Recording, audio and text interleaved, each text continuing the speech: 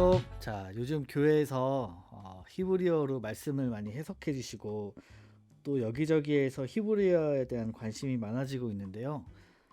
그래서 오늘 류 감독의 더컷 시간에는 두 분을 모시고 히브리어에 대한 여러 가지 이야기를 나눠보려고 합니다. 오늘 함께 해주실 분들 소개해 드리겠습니다. 안녕하세요. 안녕하세요. 자, 오늘 현수연 선생님 함께 해주셨고요. 안녕하세요. 아이처럼 히브리어 배우기 작가 현수연입니다. 안녕하십니까. 그리고 박승주 PD 함께 하셨습니다. 안녕하세요. 박승주 PD입니다. 오늘 또 이렇게 류 감독의 더컷으로 함께 해주셔서 너무 감사드리고요. 오늘 한번 잘 해보면 좋겠습니다. 네. 두 분은 그래도 츠팟에서 히브리어에 대한 여러 가지 공부들을 해오셨잖아요. 나름 연구를 많이 해보셨을 텐데 우리가 히브리어로 말씀을 봐야 하는 이유는 무엇일까요? 성경은 이스라엘이라는 땅에서 이스라엘 사람들의 문화와 언어로 쓰여졌습니다. 이를 다시 말하면 히브리 구조로 존재하는 공동체에서 나온 것이 성경이거든요. 이제 히브리어나 또는 히브리어에 담긴 구조로 성경을 바라보는 것이 좋을 것 같다는 말씀 드리고 싶어요. 조금 더 깊게 들여다보면 그래서 성경은 겉모습을 설명하기보다 그 존재가 어떻게 쓰이고 어떻게 연결되며 어떻게 살아 움직이는지로 의미를 전달한다고 보시면 됩니다. 그러면 우리가 헬라적인 개념으로 말씀을 보면 안 된다 뭐 이런 얘기를 들었던 것 같은데 이렇게 읽으면 안 되는 이유가 있을까요?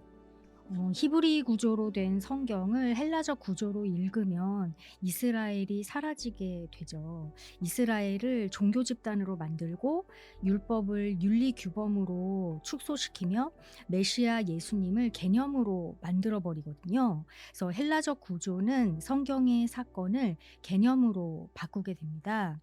그런데 이제 이스라엘은 히브리 구조를 해석하는 공동체가 아니라 히브리 구조를 살아내는 공동체인 거죠.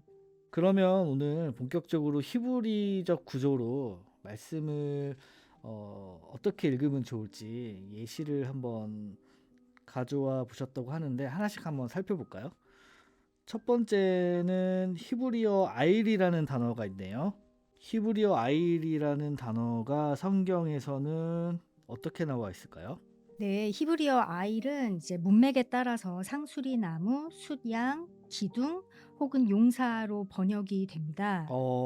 이게 뭔가 아일이라는 단어 안에 네 가지의 뜻이 다 다르게 해석이 되네요. 하지만 공통점이 있습니다. 이제 상수리 나무는 단단하게 서서 주변을 받쳐주고요. 수량은 무리 앞에 서서 이끕니다. 기둥은 건물을 떠받칩니다. 용사는 공동체 앞에 서서 지킵니다. 모두 앞에 서서 지탱하는 힘이라는 공통된 기능을 가지고 있죠. 근데 네 가지의 어떤 그 문자적인 뜻은 다르지만 이게 좀 더 핵심을 들여다보면은 주변을 받쳐주고 이끌고 지키고 떠받치고 보호하고 이런 어떤 뜻들이 담겨져 있나 보네요. 아일이라는 말은 어떤 한 가지 물건이나 존재를 가리키기보다는 강하고 버티고 중심이 되어서 다른 것들을 지탱하는 모습을 이제 상황에 맞게 서로 다른 장면으로 보여주는 말이라고 할 수 있습니다. 그래서 아일의 뜻은 하나로 고정되지 않고 쓰이는 장면에 따라 달리 보이지만 그 의미는 공통적으로 드러내는 언어라는 것을 보여주고 있어요. 그래서 우리가 성경 말씀을 읽을 때 이런 것들을 좀 고려해 가면서 좀 읽으면 좀 많은 도움이 될 것 같습니다. 또 뭐 다른 것이 있을까요? 이는 히브리어가 모호하기 때문이 아니라 사물의 외형이나 분류보다 그 역할과 작용을 중심으로 의미를 구성하는 언어이기 때문이기도 하죠. 그 창세기 6장 15절에 이제 노아의 방주 이야기가 나오잖아요. 근데 여기에서 이제 6장 15절의 첫 본문이 히브리어로 어떻게 시작을 하냐면 베제, 아쉐르, 타아쉐, 오타. 이거를 이제 우리나라 말로 직역을 하면은 그리고 이것을 너는 만들 것이다. 입니다. 근데 여기에서 이제 주목해야 될 단어가 동사 타아쉐인데요. 이 동사는 미완료형이에요. 이고요. 이미 완성된 것이 아니라 앞으로 이루어질 행위를 뜻하는 단어거든요. 그래서 이제 노아의 방주를 단순히 구조가 어떻다, 길이가 어떻다 이렇게 접근하기보다는 이제 어 하나님의 말씀과 규례대로 이제 인간이 방주를 어떻게 지어야 되는지 그 행위에 초점을 두어서 바라봐야 될 것 같아요. 그리고 여기서 또 하나 중요한 점은 이제 테바라고 하는 단어인데 테바는 이제 단순히 저희가 이제 배라고 이제 해석을 하는데 사실은 노아의 방주 그래서 방주가 바로 테바고요. 그 모세를 담은 갈대 상자 역시 테바라는 단어를 사용합니다. 그런데 이제 특정한 사건 속에서 이제 생명을 담는 그릇이라는 음. 공통점으로 우리가 연결할 수 있잖아요. 네네. 예, 그렇듯이 히브리어 명사는 그 사물의 외형보다는 그 기능 그리고 거기에 담겨 있는 어떤 사건적인 위치 요런 것들을 중심으로 의미를 형성하는 경향이 있는 것 같습니다. 우리가 그냥 성경을 읽었을 때 모세를 담은 어떤 바구니라는 뜻 그리고 노아의 어떤 방주라고 하면 커다란 어떤 배, 선박 이렇게 생각을 했을 텐데 이걸 히브리어인 테바의 원어적인 해석을 해보면 생명을 담은 그릇이다, 보존한다 이런 뜻이 담겨져 있다라는 말씀이시죠. 이렇게 접근을 해보니까 모세의 그 바구니와 이 노아의 방주가 새롭게 다가오는 것 같아요. 네. 다음은 아담에 대한 얘기네요. 창세기 2장 7절. 여호와 하나님이 땅의 흙으로 사람을 지으시고 생기를 그 코에 불어 넣으시니 사람이 생명이 되니라. 이 구절은 너무 익숙한 구절이잖아요. 우리는 이 구절을 너무 익숙하게 읽고 있죠. 네. 그러나 번역이 되는 순간 하나의 중요한 연결고리가 사라지게 됩니다. 번역에서는 사람과 땅이 서로 다른 단어처럼 보이잖아요. 네. 그래서 우리는 단순히 흙으로 만들었다는 정보로 이해하기 쉽습니다. 그러나 히브리 원문에서는 사람은 아담, 땅은 아다마입니다. 이 두 단어는 동일한 자음어근 알레프, 달렛, mem을 공유합니다. 그러니까 아담과 아다마는 한국말로 하면 사람과 땅 다르게 해석이 되는데 히브리어에 같은 어근을 공유하고 있다 이 말씀이시죠? 그래서 히브리어는 기본적으로 세 자음 어근을 중심으로 단어가 형성되는데요. 같은 자음 뼈대를 공유하면 의미 영역 또한 연결이 되는 거죠. 그래서 아담과 아다마의 어근인 알레프, 달렛, mem 어근은 둘 다 토양, 인간과 연결되는 어근입니다.